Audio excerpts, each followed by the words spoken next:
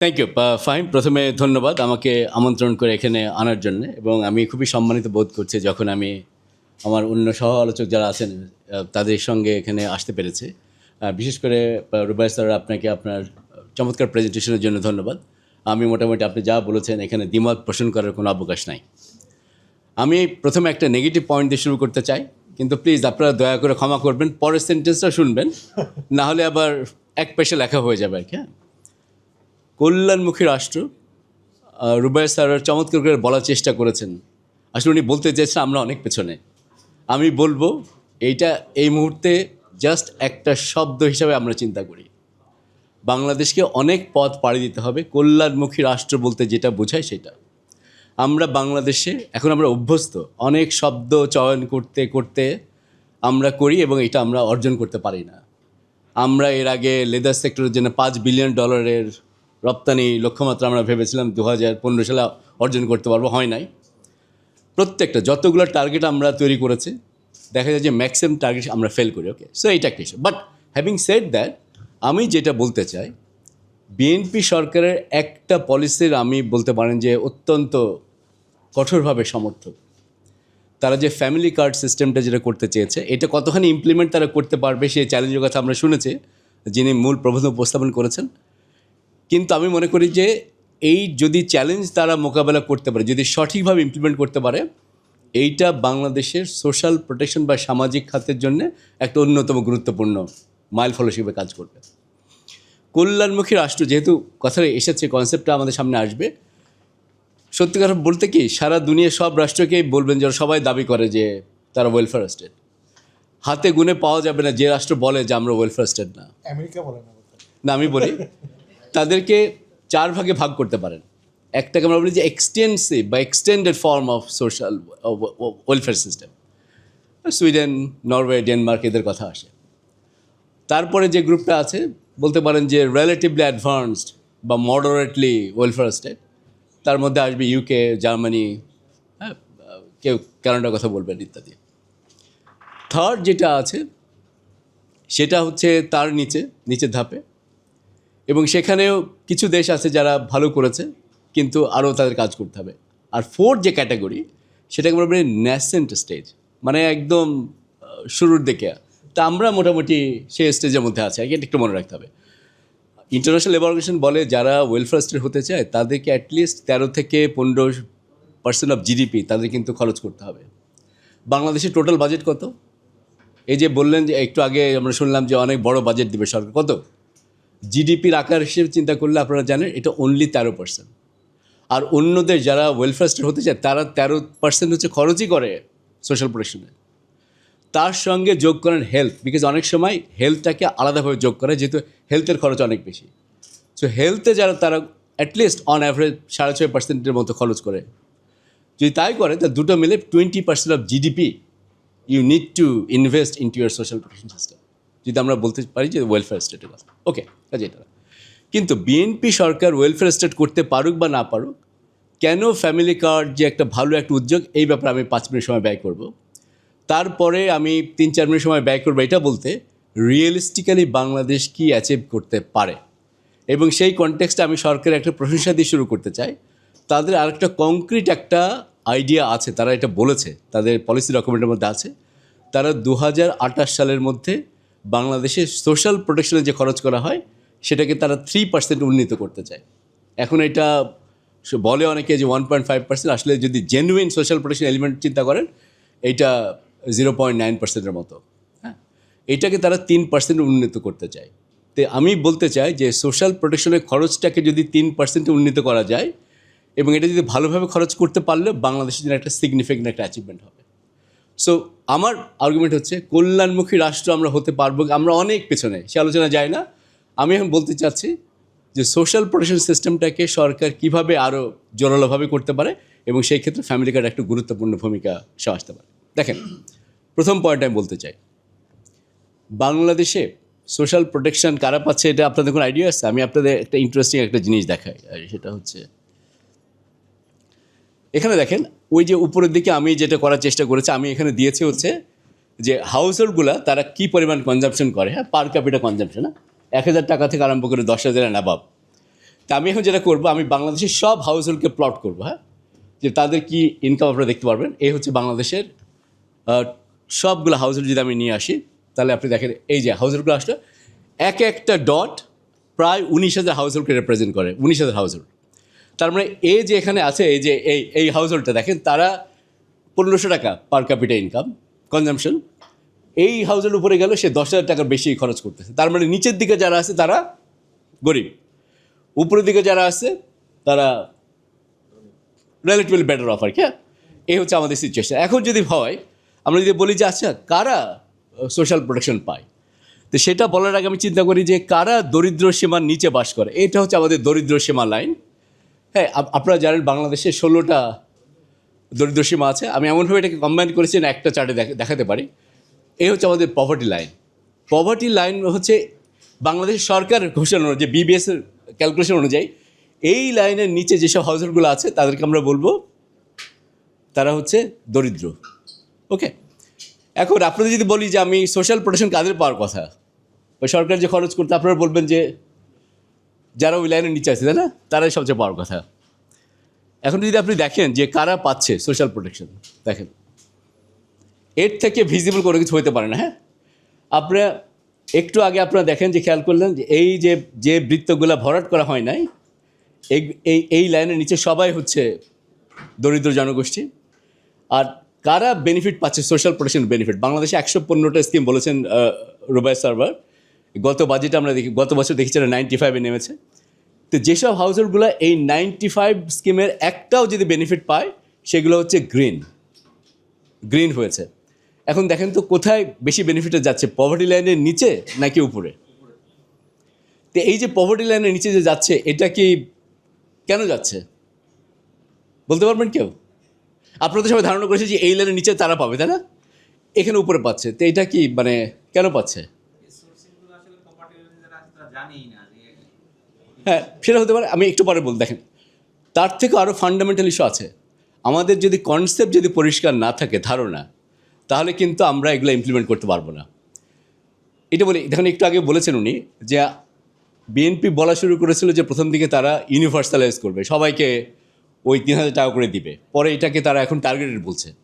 এগুলো হচ্ছে ধারণাগত বিষয়, যে কী ধারণা করলে কীভাবে কাজ করবে। একটাই হয়েছে, আমরা যখন সোশ্যাল প্রোটেকশন সিস্টেম চালু করলাম, এবং স্পেশালি 2015 সালে যখন করা হলো ন্যাশনাল সোশ্যাল সিকিউরিটি স্ট্র্যাটেজি, তখন এই ডেফিনেশনগুলোকে অনেক ওয়াইডভাবে চিন্তা করা হয়েছে।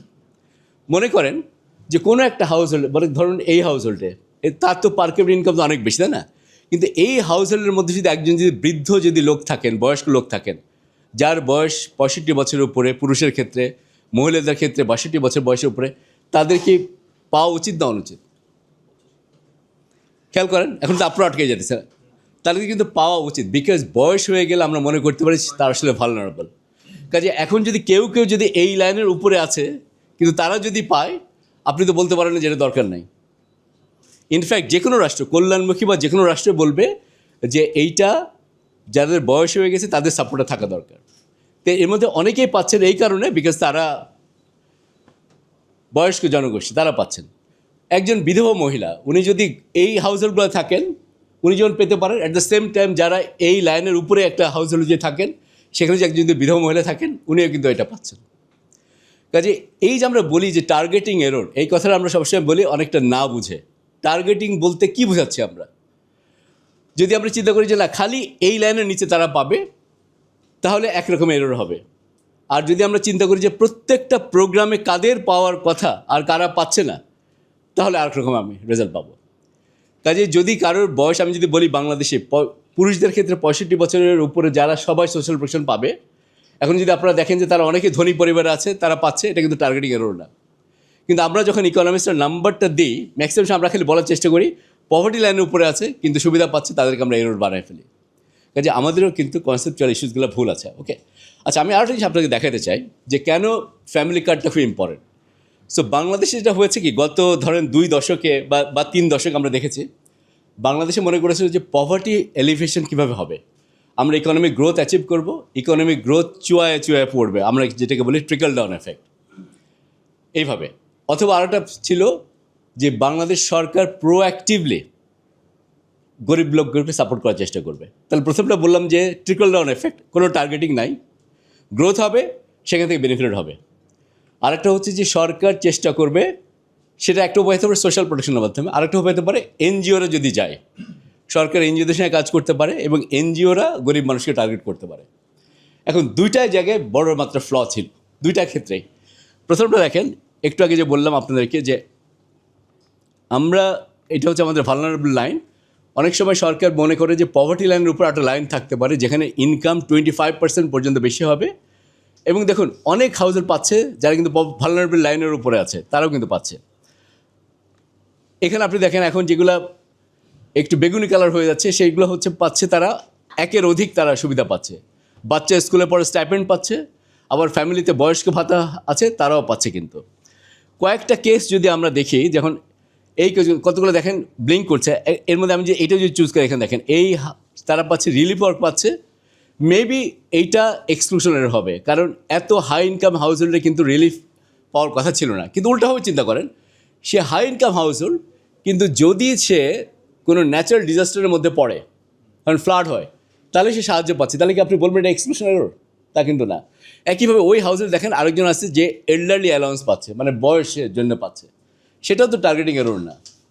সো আপনারা সবই যে দেখেন যে উপরে যা মানেই খারাপ, সেটা কিন্তু না। হ্যাঁ, কাজে আমি বলতে চাচ্ছি কনসেপচুয়ালি আমাদেরকে ক্লিয়ার হতে হবে। এরকম অনেক হাউসের আছে যেখানে দেখবেন যে আপনারা এই দেখেন এখানে আছে দুইজন হাউসের মেম্বার আছেন বয়স্ক, মেবি ওই ফ্যামিলি হাউস হোল্ডের দাদা দাদি, তারা দুজনেই কিন্তু পাচ্ছেন ওই সরকারের 600 টাকা করে। এটা কেন এক্সক্লুশন এরর? ইনক্লুশন এরর না, এটা কিন্তু ইনক্লুশন এরর না, কারণ সরকার ডিফাইন করেছে যে কে কোয়ালিফাই করবে সোশ্যাল প্রোটেকশন পেতে। সো এইটা একটা আমি একটা মেন পয়েন্ট আপনাদের সামনে তুলে ধরতে চাচ্ছিলাম। আচ্ছা, ফ্যামিলি কার্ডে আসে।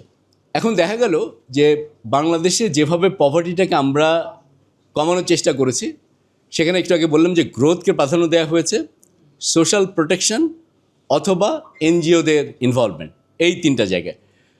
তার মধ্যে অনেকে মনে করেন যে আমাদের যেভাবে ইনইকুয়ালিটি বেড়েছে তাতে গ্রোথ হলে যে দরিদ্র জনগোষ্ঠী সুবিধা পাবে সেটা সেরকম নাই। হ্যাঁ, অনেক কমে গেছে সেটা মাত্রাটা, কনটেক্সটটা। এটা একটা ডাইমেনশন। সেকেন্ড ডাইমেনশন হচ্ছে সোশ্যাল প্রোটেকশন আমরা যেভাবে ডিজাইন করেছি, আমি ভালো করে বলি যেভাবে ডিজাইন করেছি, সেটা কোনোভাবেই খালি যে গরিব মানুষ পাবে সে কিন্তু নাই। আর আমাদের সোশ্যাল প্রোটেকশনের মধ্যে একটা সিস্টেম ছিল না যে কাউকে যে আমরা সে গরিব হাউসহোল্ড বলে যে পয়সা দিব, এরকম কিন্তু কোনো আমাদের স্কিম নাই। আমাদের স্কিম কি, ওল্ড এজ অ্যালাউন্স, বয়স হতে হবে, উইডো অ্যালাউন্স আছে, বাচ্চারা স্কুলে গেলে পাবে, কোনো কোনো ক্ষেত্রে বিধবাদের ভাতা আছে, কিন্তু কোনোটাই নাই যে একদম গরিব মানুষ তাকে আমি একটা ক্যাশ বেনিফিট দেবো। বুঝতে পারছি, এটা কিন্তু আমাদের ছিল না। সেই দিক থেকে আমি মনে করি যে ফ্যামিলি কার্ড এখানে এটাকে হেল্প করতে পারে, যে আমরা যদি ওই হাউসগুলোকে টার্গেট করতে চাই যারা দরিদ্র লাইনের নিচে আছে, তারা যদি ফ্যামিলি কার্ড পায়, এটা কিন্তু ভালোভাবে হেল্প করবে। আচ্ছা, এখন দেখেন, এখন আমি বলি যে তাহলে এনজিওরা কি ভালো করতে পারতেছে? এনজিওরা কিন্তু আসলে সত্যিকার অর্থে বাংলাদেশের কনটেক্সটে আমাদের ডেটা বলবে তাই, যে এনজিওরা কিন্তু একদম গরিব বা ভালনারেবল জনগোষ্ঠীকে খুব বেশি টার্গেট করে না। হ্যাঁ, এবং সেইটার বড় প্রমাণ হচ্ছে দেখেন এইখানে যদি আমি এটাকে হাইলাইট করি, মাইক্রো ফাইন্যান্স ইনস্টিটিউশন, পিকেএসএফ সব ইনস্টিটিউশন আছে। তাহলে দেখেন যেগুলো এখন কমলা রং হয়ে গেল, যে ডটগুলো, এইসব হাউসহোল্ডগুলো হচ্ছে এনজিওর মেম্বার। খেয়াল করেন, দেখেন পভার্টি লাইনের নিচে অনেক হাউসহোল্ড আছে যারা এনজিওর মেম্বার না, পভার্টি লাইন ভালনারেবল লাইনের উপরে অনেক মেম্বার আছে যারা আবার এনজিওর মেম্বার। কাজে এনজিওদের যে টার্গেটিং সোশ্যাল সেক্টরে, এনজিওদের যে টার্গেটিং, সেটা কিন্তু পভার্টিকে তারা টার্গেট করে না। তার মানে আমি আপনাদের সামনে বলতে যাচ্ছি যে বাংলাদেশে আমরা এমন একটা সিস্টেম চালু করেছে এখন বা হয়েছে, যেখানে গ্রোথ হলে গরিব মানুষ অটোমেটিক বেনিফিট পাবে। এইটা এক্সটেন্টটা, মাত্রাটা অনেক কমে গিয়েছে, যেহেতু আমাদের ইনইকুয়ালিটি অনেক বেশি, এক নম্বর। দ্বিতীয় পয়েন্ট হচ্ছে আমরা সোশ্যাল প্রোটেকশন আজ পর্যন্ত ডিজাইন করতে পারি নাই যেটা উদ্দেশ্য হবে শুধুমাত্র দরিদ্র জনগোষ্ঠীকে বেনিফিট দেয়, সেটা আমরা করতে পারি নাই। আর থার্ড পয়েন্ট হচ্ছে এনজিওরাও আসলে দরিদ্র বা ভালনারেবল জনগোষ্ঠীকে কিন্তু কাছে যেতে পারছে না বা যায় না। কারণ এই তিনটা কনটেক্সটে চিন্তা করলে আপনি দেখেন ফ্যামিলি কার্ড অত্যন্ত গুরুত্বপূর্ণ একটা ভূমিকা পালন করতে পারে। কীভাবে? এই যে পভার্টি লাইনের নিচে যারা আছে, এখন যদি আমি বলি তাদেরকে আমি খালি ফ্যামিলি কার্ড দেবো, তাহলে দেখবেন এইটার কিন্তু পভার্টি ইম্প্যাক্ট অত্যন্ত বেশি হবে। কত হবে সেটা বলার আগে আমি আপনাকে বলি, বাংলাদেশে যেহেতু সোশ্যাল প্রোটেকশনের টোটাল খরচটা এত কম, তাই না, only about 0.9% of GDP, in genuine terms এটা সোশ্যাল প্রোটেকশন করা অনলি 0.9% জিডিপি। প্লাস এই যে সোশ্যাল প্রোটেকশন সিস্টেম আপনাকে দেখালাম, অনেক গরিব হাউজার আসলে কোনো বেনিফিট পায় না। আবার যারা বেনিফিট পায়, বেনিফিট অ্যামাউন্টটা খুব অল্প, 600 টাকা 700 টাকা। তার মানে হচ্ছে এই যে সোশ্যাল প্রোটেকশন থেকে যদি আমি সব গরিব মানুষকে বাদও দিয়ে দিই, এটা কিন্তু পভার্টিতে আমার কোনো ইম্প্যাক্ট নাই। ইনফ্যাক্ট আমরা এস্টিমেট করে দিয়েছি, যদি সব গরিব মানুষ যারা সোশ্যাল প্রোটেকশন বেনিফিট পাচ্ছে তাদেরকে যদি আমরা বেনিফিটটা দেওয়া বন্ধ করে দিই, বাংলাদেশের পভার্টি বাড়বে মাত্র 0.6% এটা। এখন আমি আপনাদেরকে বলি, আমার মূল বক্তব্য এই জায়গাটায়, যদি এখন ফ্যামিলি কার্ডকে আমরা যদি ঠিক করে ইমপ্লিমেন্ট করতে পারি, বা ঠিক করে আমি বলতে চাচ্ছি শুধু আমরা এই পভার্টি অ্যান্ড ভালনারেবিলিটি লাইনের নিচে এই হাউসগুলোকে যদি খালি দিতে চাই, তাহলে সেইটার পভার্টি ইম্প্যাক্ট হবে অত্যন্ত হাই। আমি যদি পভার্টি এলিভেশন ইম্প্যাক্ট আমি যদি একটু আপনাকে দেখাই, একই জিনিস দেখতে পাচ্ছেন আপনারা। আমি যদি এক্সট্রিম পভার্টি লাইন আসলো, এর নিচে এগুলো সব, এর নিচে হাউসগুলো সব এক্সট্রিম পোর, এইটা হচ্ছে বাংলাদেশের টোটাল পোর, একই যে আপনারা একটু আগে দেখেছেন। এখন আমরা যেটা করি যে ভালনারেবিলিটি লাইন, এটা যদি আমি এখন ফ্যামিলি কার্ড দিই, আপনারা এখানে একটু খেয়াল করবেন, চোখ রাখবেন, ফ্যামিলি কার্ড দিলে আপনারা দেখবেন এই হাউসগুলো এখানে আছে তো, ফ্যামিলি কার্ড দিলে ওরা কিন্তু উপরে চলে যাবে লাইনে। এখন দেখেন কত হয় সেটা। আমরা যদি ওই হাউসগুলো টার্গেট করি যারা পভার্টি লাইনের নিচে, তারা যদি পায় ফ্যামিলি কার্ড, আগে এক্সট্রিম পোরটা দেখি। এক্সট্রিম পোর মানে একদম নিচের লাল দাগটা খেয়াল করি, এক্সট্রিম পোরা আমরা সেটা দেখেন এই হাউসগুলো জাম্প করলো।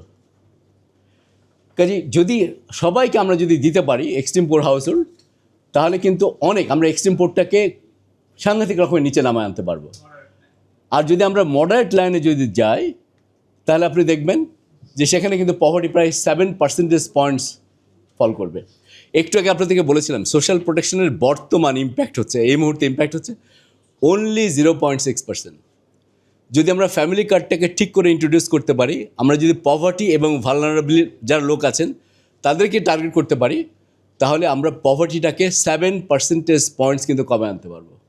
এইটা হচ্ছে আমি ফান্ডামেন্টাল এই পয়েন্টটা আপনাদের সামনে তুলে ধরতে চেয়েছিলাম। এখন আপনাদের সঙ্গে আমি খালি আরেকটা জিনিস আমি শেয়ার করতে চাই, যে তাহলে সরকার এখন একটু আমরা ওইদিকে চলে যান, তাহলে হ্যাঁ আপনারা তাহলে দেখেন, হ্যাঁ আমি শেষ হয়ে গেছে। তাহলে আমি এই পয়েন্টটা বললাম, এই কারণে আমি মনে করি যে ফ্যামিলি কার্ড একটা গুরুত্বপূর্ণ একটা ইনস্ট্রুমেন্ট হতে পারে, কিন্তু টার্গেটটা করতে হবে ঠিকভাবে। সেটা হচ্ছে পভার্টি ভালনারেবল লাইনের নিচে যারা আছে সেই সহযোগকে। দেখেন বিএনপি সরকার বলতেছে, সরকারের কথা হচ্ছে যে তারা প্রথমে বলেছিল যে সবাইকে ফ্যামিলি কার্ড দেবে, এখন তারা বলতেছে কতজনকে দেবে, খুব সম্ভবত 20 মিলিয়ন, মানে 2 কোটি লোক ফ্যামিলি কার্ড পাওয়ার কথা তাদের হিসাব। 4 কোটি ছিল, এখনও তাই 4 কোটি পরিবার বলছে, পরিবার হলে এটা ইউনিভার্সাল হয়ে যায়। না ওটা ওখান থেকে ওনারা সরে আসে। এখন খুব সম্ভবত ওনারা বলতেছেন এইটা হচ্ছে 2 কোটি পরিবার হবে, ঠিক আছে। তো 20 মিলিয়ন আমরা হিসাব করে দেখেছি যে বর্তমানে বাংলাদেশে পুর অ্যান্ড ভালনারেবল এরকম হাউসহোল্ডের সংখ্যা হচ্ছে 11 থেকে 12 মিলিয়ন হাউসহোল্ডের কথা বলছি, মানে 1 কোটি, হ্যাঁ মানে 1 কোটি 20 লাখ 20 লাখ পরিবার হচ্ছে হয় পুর অথবা ভালনারেবল। সরকার বলতেছে ওনারা 2 কোটিকে দিতে চান, তো ফাইন, তাহলে জাস্ট আপনি পভার্টি ভালনারেবল লাইনের নিচে যে টার্গেট করেন, আপনি কিন্তু এই হাউসহোল্ডগুলোকে উপরের দিকে আনতে পারবেন, আর অনেক বেনিফিট, এটা ইম্প্যাক্ট কিন্তু সিগনিফিকেন্ট হবে। এটা একটা ক্রিটিক্যাল পয়েন্ট। তারপরেও সরকারের কিন্তু আরও হেডরুম থাকবে, আরও তারা এডিশনাল 7-8 মিলিয়ন হাউসহোল্ডকে কিন্তু আনতে পারবে। এখন বলা হচ্ছে 2500 টাকা, 3000 টাকা, 3000 টাকা, না 2500, আচ্ছা হ্যাঁ হ্যাঁ। তো 4-5 বছরের মধ্যে ধরেন আমি যদি ইনফ্লেশন যেভাবে হচ্ছে, তখন এই 2500 কি আপনি রিয়েল টাইমে ধরেছেন নাকি? না গুড, তাহলে তো হ্যাঁ গুড কোয়েশ্চেন।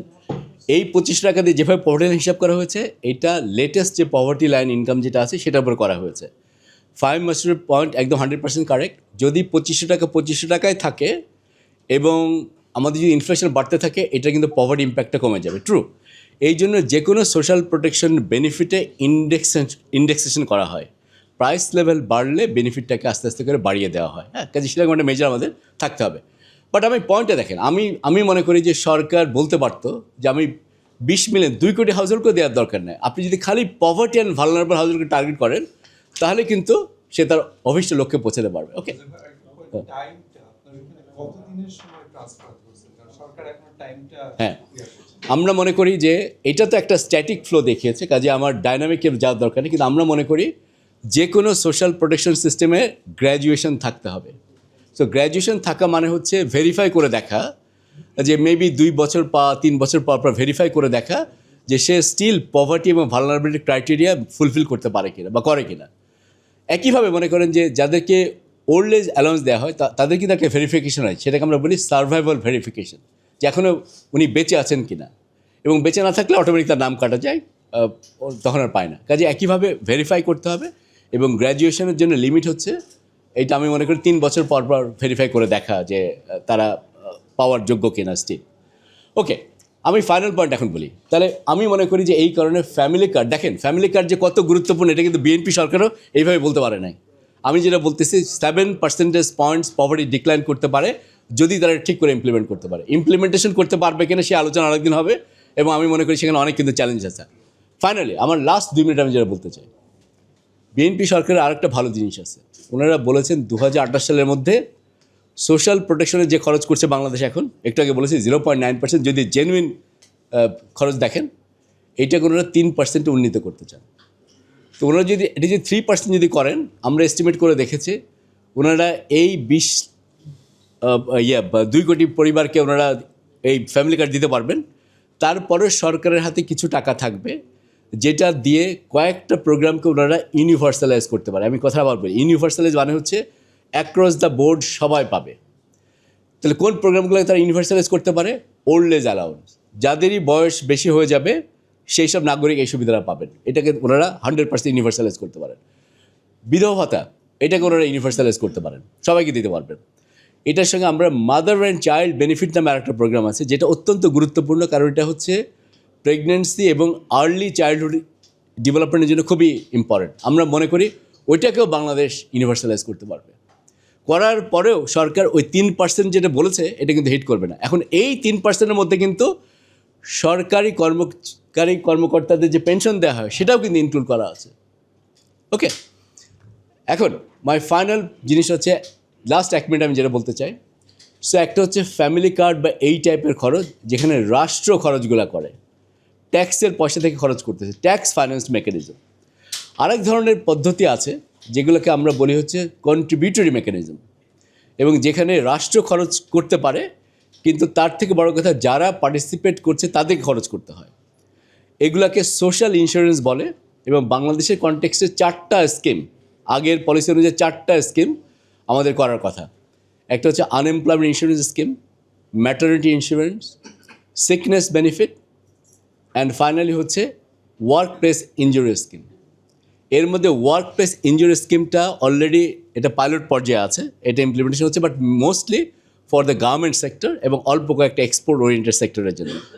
কিন্তু আমি বলবো সরকারের যে কমিটমেন্ট আছে, তারা 3% খরচ করতে চায়, এইটার সঙ্গে যদি তারা যুক্ত করে যে সোশ্যাল ইন্স্যুরেন্স বেসড স্কিম যেগুলো আছে, যে 4টা স্কিমের কথা বললাম, এই 4টা স্কিম যদি তারা চালু করতে পারলে বাংলাদেশে কিন্তু সোশ্যাল প্রোটেকশনের ক্ষেত্রে আমরা আমূল পরিবর্তন আনতে পারবো। সো আমার পয়েন্ট হচ্ছে ভালো পদক্ষেপ, কনসেপ্টস অনেক দুর্বল। কল্যাণ রাষ্ট্র কী, ইউনিভার্সাল কোনটা, টার্গেটেড কোনটা, এটা এখনও ওনারা সমন্বিত কোনো কনসেপ্ট আনতে পারেন না যে আসলে কী বলতে যাচ্ছেন।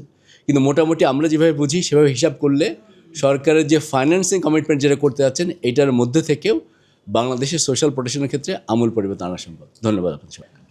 ফাইন, আপনার অনুমতিতে আমি 2 মিনিটে 3টা পয়েন্ট বলতে চাই। প্রথমে হচ্ছে যে আপনার প্রশ্ন, আমি বলেছি যে 7% পয়েন্টস পভার্টি কমবে, মানে আমাদের খুব সম্ভবত পভার্টি হচ্ছে লাস্ট যেটা এস্টিমেট করেছে বিবিএ সেটা অনুযায়ী 18 point something. Family card implement করতে পারলে এবং কাদের জন্যে, যদি আমি গরিব লোককে যে হাতে দিতে পারি তাহলে কিন্তু ওই 7% পয়েন্টস হবে। কাজে এটা কখন হবে? যত তাড়াতাড়ি সরকার এটা তাদেরকে দিতে পারবে। কাদেরকে? যারা গরিব, যারা দরিদ্র সীমার নিচে আছে সেটা। এই প্রসঙ্গে আমি বলে রাখতে চাই, অ্যান্ড এটা রেকর্ডেড হওয়াটা অত্যন্ত গুরুত্বপূর্ণ, ফ্যামিলি কার্ডের চ্যালেঞ্জেসগুলো কুইকলি। নাম্বার 1, আমাদের পাস্ট রেকর্ড কিন্তু খুব খারাপ, মানে সিলেকশন করতে যে আমরা ঠিক করে সিলেক্ট করতে পারি না, দেখা যায় যে যারা যোগ্য তাদেরকে নিতে পারছি না, সেই প্রবলেম থাকে। কাজে ফ্যামিলি কার্ডে কিন্তু সেই সমস্যাও থেকে যাচ্ছে। যদি এখানে অনেক স্ট্যাটিস্টিক্যাল মেথড ব্যবহার করা হচ্ছে লোকগুলোকে আইডেন্টিফাই করার জন্য, কিন্তু সবসময় কিন্তু ওই মেথডগুলো ব্যবহার করলে যে সঠিক লোককে খুঁজে পাওয়া যাবে সেটা কিন্তু না। যদি সঠিক লোককে আমরা খুঁজে না পাই তাহলে কিন্তু এই প্রোগ্রামে অপচয়ের সম্ভাবনা অনেক বেশি থাকবে, এটা সত্যি কথা। আর তৃতীয় আরেকটি জিনিস অবশ্যই বলতে চাই এটার সঙ্গে কানেক্টেড, সেটা হচ্ছে যেহেতু ফ্যামিলি কার্ডে যারা উপকারভোগী আছেন তাদের কিন্তু যে পয়সাটা ওনারা মান্থলি পাবেন সেটা কিন্তু হার অনেক বড়, তাই না? অন্য জায়গায় 600-700 টাকা করে দেওয়া হয় অন্য বেনিফিট, ফ্যামিলি কার্ডে প্রায় 2,500 টাকা করে দেওয়া হচ্ছে। তার মানে এটা যদি ঠিক করে আমরা সিলেক্ট করে না দিতে পারি তাহলে কিন্তু আবার জনসন্তুষ্টির বদলে উল্টা দিকে কিন্তু অনেক বেশি মাত্রায় কিন্তু অসন্তুষ্টি হবে। আমার কাছে মনে হয় যে এই পয়েন্টটা অত্যন্ত গুরুত্বপূর্ণ, যে এখন যেটা সবচেয়ে পপুলার পলিসি মনে হচ্ছে এটা ঠিক করে বাস্তবায়ন না করা হলে সেটাই খুব তাড়াতাড়ি দ্রুত একটা আনপপুলার এতে পরিণত হবে। এটা আর দুটো পয়েন্টের মধ্যে প্রথম পয়েন্টটা বলি, প্রতি বছরই 0.7 প্রতি হ্যাঁ মানে জিনিস ধরুন পভার্টি যখন আমরা এস্টিমেট আমরা বলি যে এখন বাংলাদেশে 18% লোক হচ্ছে দরিদ্র সীমার নিচে বাস করে বিবিএসের লেটেস্ট হিসাব মতো। আমি বলছি যে আমরা বলার চেষ্টা করছি ফ্যামিলি কার্ড যদি আমরা সব গরিব লোককে দিতে পারি তাহলে পভার্টি 7% ফল করবে, তখন বাংলাদেশের পভার্টি হবে মানে যে 11%। 1,20,00,000 লোককে সবাইকে দিতে দেওয়া যে সবাইকে দিয়ে দেওয়া, হ্যাঁ এটা। আচ্ছা এখন তারপর আমি অন্য প্রসঙ্গে চলে যাই, যেটা আমরা সব আলোচনা করেছি। আমি বলতে চাই এবং অত্যন্ত গুরুত্বপূর্ণ, আমরা কল্যাণমুখী রাষ্ট্র করতে পারি বা না পারি বা কোথায় আছি সেটা থেকে বড় কথা যেটাকে বলা হয় সোশ্যাল প্রোটেকশন ফ্লোর বলে একটা কথা আছে, যে মিনিমাম হেলথ এডুকেশনে মিনিমাম একটা সাপোর্ট কিন্তু সরকারকে দিতে হবে। আমাদের সেই মিনিমামটা এখন অনেক কম, এডুকেশনেও কম, হেলথেও কম। পার্টিকুলারলি হেলথে এটা অত্যন্ত গুরুত্বপূর্ণ। ডক্টর ফাহমিদা খাতুন বলেছেন কিন্তু জনসংখ্যা দেখা যায় যে অল্প একটু ভালো করে তারপরে আবার একটা রোগ বালাই হলে সে আবার পভার্টি লাইনের নিচে চলে যাচ্ছে। হেলথের ক্ষেত্রে আমাদের সোশ্যাল প্রোটেকশন ফ্লোরটাকে অনেক উঁচা করতে হবে, যেটা একটা কল্যাণমুখী রাষ্ট্রের জন্য অত্যন্ত গুরুত্বপূর্ণ। কাজে সোশ্যাল প্রোটেকশন ফ্লোরের কনসেপ্ট, আমরা ফ্যামিলি কার্ড থাকুক বা না থাকুক, অন্য স্কিম থাকুক বা না থাকুক, social protection floor universal health education support সিস্টেমটাকে আরও অনেক বেশি রোবাস্ট করতে হবে। থার্ড পয়েন্টটা হচ্ছে দেখেন অনেকের ধারণা যে সোশ্যাল প্রোটেকশন দিলেই ইনইকুয়ালিটি বা বৈষম্য দূর হবে, না, এটা একদম ভুল কথা, এটা হবে না। আমরা বাংলাদেশে ইনইকুয়ালিটির এমন একটা পর্যায়ে চলে গিয়েছে সেখানে অত্যন্ত শক্ত পদক্ষেপ না নিলে আমরা কিন্তু সামাজিক ইনইকুয়ালিটি কমাতে পারবো না। আপনাদের ছোট্ট একটা উদাহরণ দিয়ে বলতে পারি, যারা ট্যাক্স ফাইল সাবমিট করেন তাদের মধ্যে ওই ডেটা যদি দেখেন তাহলে সেই ডেটা আমাদেরকে বলবে যে 1% বাংলাদেশের টপ 1% পপুলেশনের হাতে 23% সম্পদ কক্ষিগত হয়ে আছে। আর এখন যদি আপনি সারা বাংলাদেশের টোটাল পপুলেশনকে নিয়ে আসেন, যেটা বিবিএসের হায়েস্ট ডেটা ব্যবহার করে আমরা এস্টিমেট করার চেষ্টা করেছি, এবং র্যাপিডে আমাদের এস্টিমেট অনুযায়ী টপ 1% লোকের হাতে বাংলাদেশে 50% সম্পদ কক্ষিগত হয়ে আছে। এই সম্পদ যদি আমরা পরের জেনারেশনে যদি আমরা দিয়ে দিই তাহলে এখন যে ইনইকুয়ালিটি আছে সেটা কিন্তু ভবিষ্যতে এটা থেকেই যাচ্ছে, বরং আরও রেইনফোর্স হবে। কাজে আমি মনে করি একটা শক্ত পদক্ষেপ হতে পারে যদি আমরা ইনহেরিটেন্স ট্যাক্স বা এই টাইপের কোনো যদি ইনস্ট্রুমেন্ট ব্যবহার করতে পারি। তাহলে হবে কি, সম্পদ ট্যাক্স এবার ছিল বাট বাদ দেওয়া। সম্পদ ট্যাক্স অন্য জিনিস, সম্পদ ট্যাক্স বাংলাদেশে যেভাবে করা হয় ওয়েলথ আমরা বলি ইনকাম সারচার্জ, সেটা একটা আনফেয়ার সিস্টেম, মানে যিনি ট্যাক্স দিচ্ছেন তার সম্পদের উপরে আপনি ট্যাক্স বসাচ্ছেন। ভালো সিস্টেম হচ্ছে সম্পদটাকে যখন ট্রান্সফার করা হচ্ছে তার উত্তরাধিকারের কাছে, সেখানে ট্যাক্সটা ধরলে হবে কি এটা সমাজের ন্যায় বিচারের জন্য অত্যন্ত গুরুত্বপূর্ণ এবং আমরা ইনইকুয়ালিটি তখন কমাতে পারবো। ধন্যবাদ। ওকে।